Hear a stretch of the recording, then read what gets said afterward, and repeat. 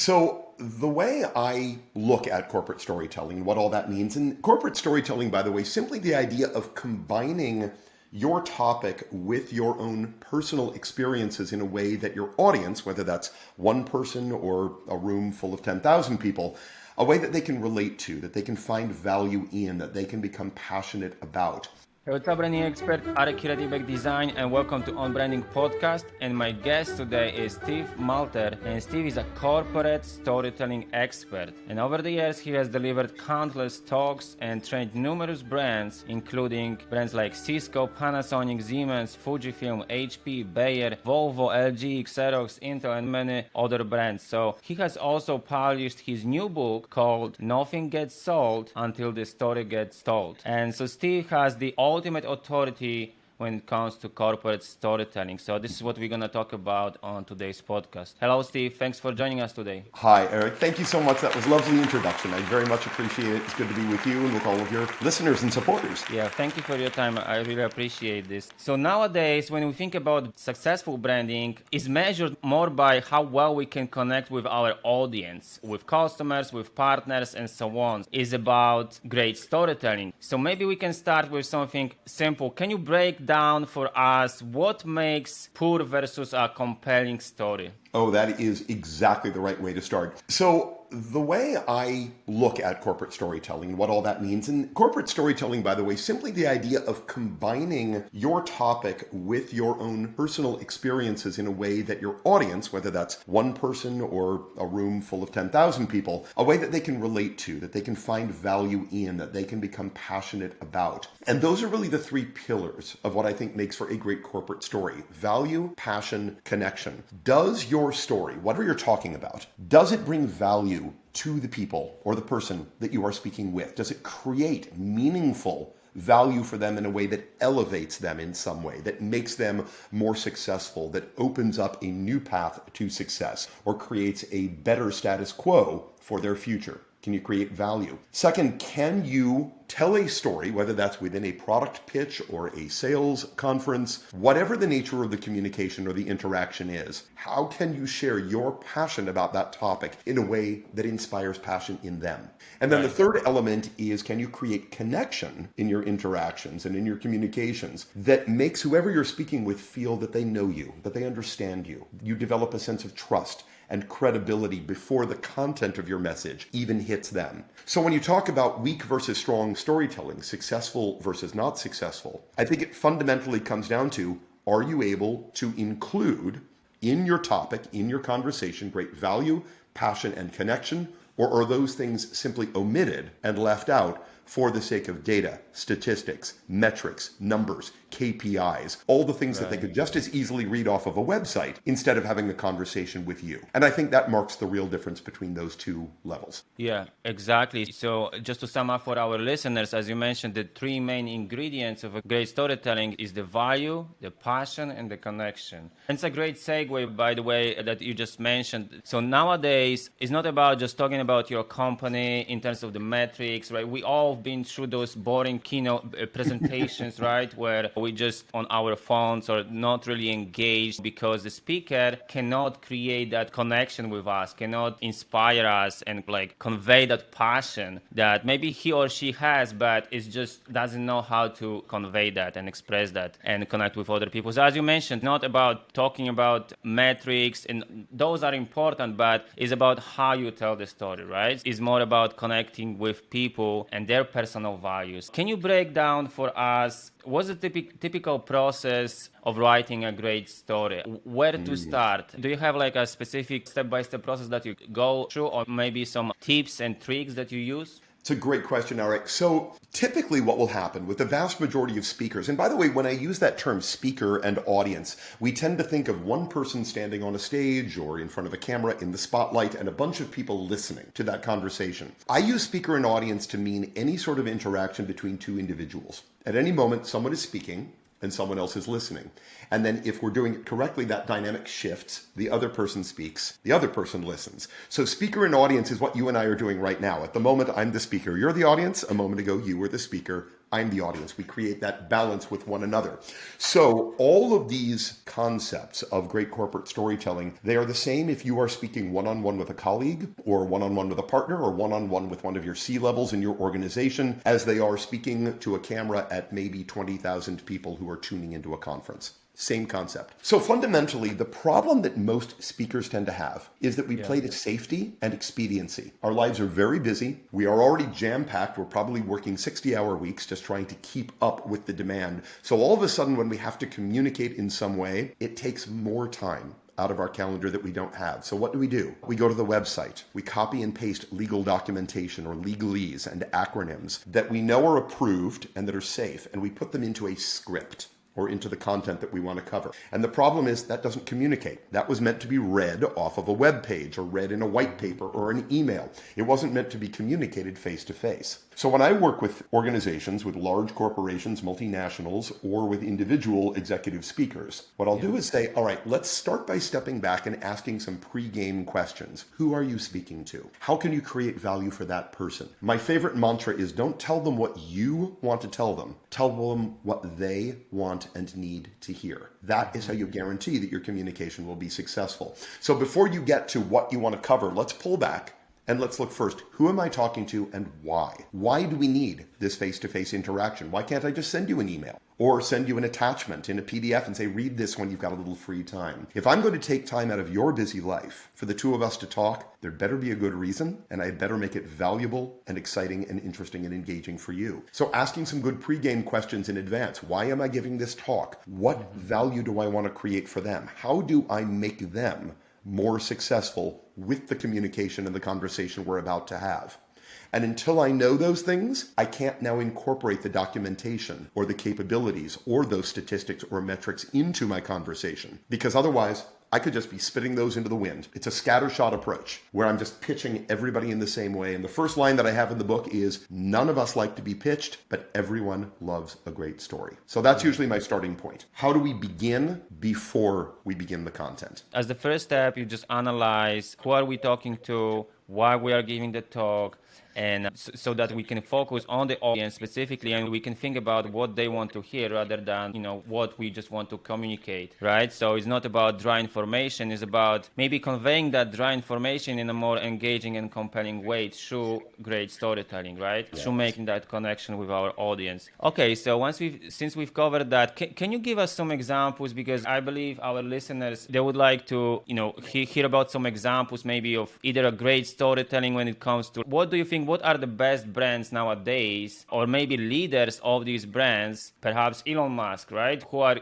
really good at storytelling, who always talk about the purpose of the company or their vision? So we are surrounded by them. And it's interesting because I think they are rare. Corporations that are fantastic natural storytellers that understand how to communicate with the human before communicating with the wallet. I think they're rare, but we're surrounded by great examples. The one that I always go to is Apple. As the world's most valuable brand, Apple is phenomenal at corporate storytelling. We have a lot of them. Nike, McDonald's plays very well to it. I could go on and on with a number of them, but let's go with Apple for just a moment. Apple learned long ago, first of all, fantastic origin story with Apple. A couple of college dropouts in their garage who built this thing up from scratch and tried to make a more communicative and connective form of interaction. Every one of us can relate to that concept of a story. Right up till today, the products that they sell, Apple never sells us a phone. Apple doesn't sell us a computer. Apple doesn't sell us a listening device. They don't give us the technology and the capabilities of the camera within the phone. What they do is they sell us on a lifestyle, a very simple interaction, ease of connectivity, cool, sleek, simple to use, fundamental by design, a beautiful arena and world that we all want to live in. And then if we'd like to get there and be a part of their vision, guess what? All we have to do is go out and purchase their product, and we too can be a member of that beautiful picture. Even something I mentioned in the book, even when you see a billboard for Apple phones, you'll see one of those shot on iPhone photos. And you'll notice that Apple isn't even really branded. Who do they highlight? The photographer who took the picture. That's who is up there on the billboard. That's who they are focused on. Not themselves, the megapixels, the capabilities of the camera, the power of the lenses, the speed of the lenses, the transition. Nobody cares about that. Beautiful photo. Here's the person that took it. Wouldn't you like to be that person? That's Right. good, rock solid corporate storytelling that hooks us in, and then we go back and research the details of the phone to determine whether or not it's right for us. So I think Apple is a fantastic corporate storytelling leader.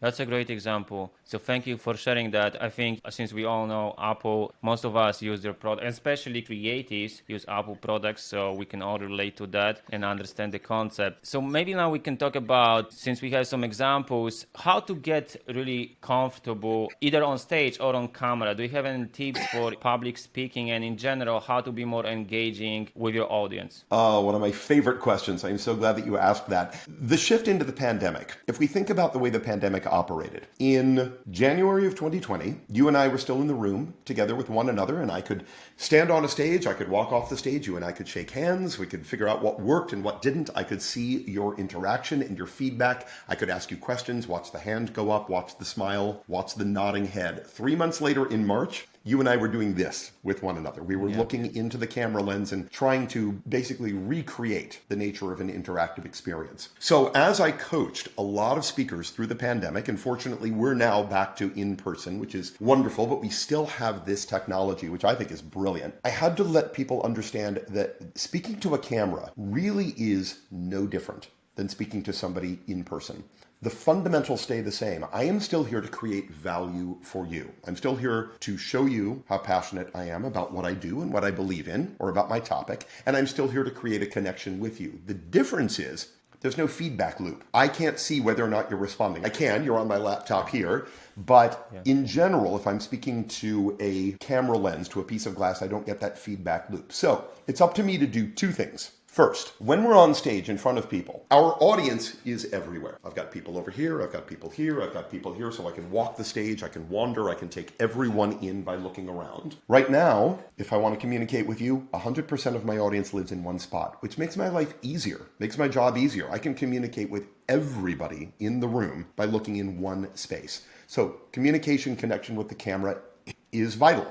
Now, I can't see your feedback in the moment, but I know what it is, and I know it based on history. You mentioned this earlier in our conversation. We don't come to any talk as an individual who has never spoken in front of others before. We know that if we are creating value, people are going to be responding. So even though I can't see your face, I know you're out there gaining value from what I say because I believe in what I say, and I've taken enough time to put it together in an intelligent way to create value for you. So as long as I'm in that camera, I know you're out there. Number two, we tend to get sidetracked by our slide deck. So when I'm working with a speaker, if you're standing on stage and you have confidence monitors, or you have a large screen behind you, if you look anywhere but into the camera, it's like being live on stage and doing your entire presentation like this, and showing the back of your head to your audience the entire time you speak. That's the same as, instead of me looking here, me looking down here at my slides and at all of my notes. I'm creating no connection with you. I'm interacting with my slide deck on the screen.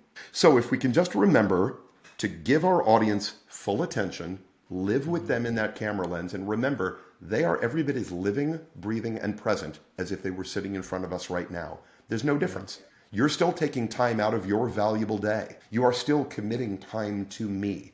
Therefore, it's incumbent upon me to create value for you and remain connected to you.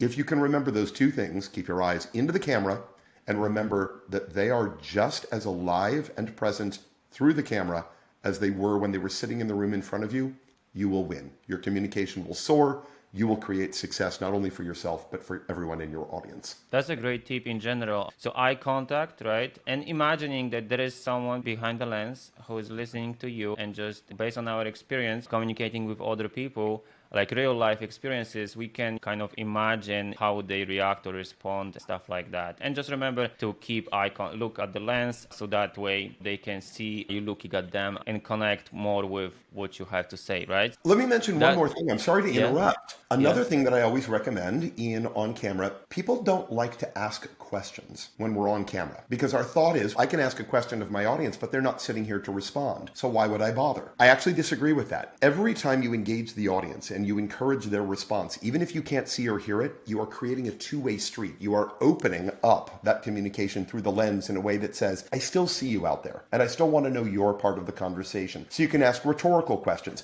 How many of you have had this particular experience before? Think about it. Have you felt that before? Yeah, I'm sure you have. I can't see you nodding and responding, but I've now asked you a question. I've engaged your feedback. We even have studies that show that people will even raise their hands at home. So how many of you have realized that you need a faster mean time to resolution than you've experienced before, but you don't have the software to make it happen? Put your hand up. And there are people who sit in their living rooms, they're in their offices, and they're like, yep, that's me. Yeah. Because you are reaching through that camera to let them know, I see you, and I want you to be an equal part of this conversation along with me. Asking questions, great way to create more communication and connection. Yeah, that's a great tip as well. And I've incorporated that into my videos as well. Just asking questions. You're not getting the response, right? If it's a pre-recorded, let's say like a video, like YouTube video, but still it's going to be more engaging at the end of the day, right? You can ask them to leave a comment and stuff like that. And then you will get a two-way communication anyways, right? Or at least a response, as you mentioned, raising a hand or something like that. Giving them time to think or respond in their heads and stuff like that. An awesome tip. And I know that you just published a new book, right? So we're going to link to this book in the description below for you guys to check out. There is a lot of great tips. I didn't get this in the mail to you, and I apologize. One is on the way to you, and I meant to send it before, but I've been over in Europe for the past 3 weeks, and I haven't had a chance to send it out. My bad. Awesome, no problem. And I would love to check it out, as I would like to improve, myself as well as a public speaker, recording YouTube videos, doing this podcast as well. So when we are constantly learning and improving, I would love to check it out in more detail. Okay, so we're going to link to your book, and your website is stevemulter.com. First, last name. Let me get a different one. SteveMulter.com is great. That's all of my speaking. But I think for your listeners and your viewers, check out corporatestorytelling.com. Okay. So it's a different site that's specifically dedicated to what we've been talking about today. And another reason to go is I have a freebie for everybody who is interested in doing this. I've created a really fun, cool e-guide that's called 5 Paths to Passionate Storytelling. And it's 5 very easy things that anyone at any level in their career, any level of education, exposure, speaking experience, socioeconomic level, location, anybody can put into play right now to instantly elevate your ability to connect and be a better corporate storyteller. So if you go to corporatestorytelling.com/guide and then put in the code SOLDTOLD23. So SOLDTOLD23, all lowercase, you can get that e-guide for free, and I think it'll be of a lot of benefit for everybody who's interested. SOLDTOLD23. Yes. Okay. That's awesome. So we're going to put that in the description as well. Thank you for this freebie. Thank you for it. It's really going to be valuable for our audience. So it's a PDF, right? It's PDF. Very simple. Anybody can grab it. Okay. And share it around. Awesome. Share it. Sprinkle it everywhere. Okay. Great. So we're going to link to that as well. And now let us know how we can connect with you. Are you active on LinkedIn? Very active on LinkedIn. If you search Steve Multer, boy, I'm going to pop up everywhere, and my apologies in advance for that. But Steve, M-U-L-T-E-R, do a search for that. You will find me on LinkedIn, all of the social media sites. You'll find the websites, everything about the book, more than you could ever want to know. Thank you so much, Steve. Thanks for coming on the show. I Arek, appreciate it's been that. such a pleasure. Thank you for the opportunity, the platform, and it's been a delight to converse with you. And thank you to all of your listeners and viewers for being a part of this as well.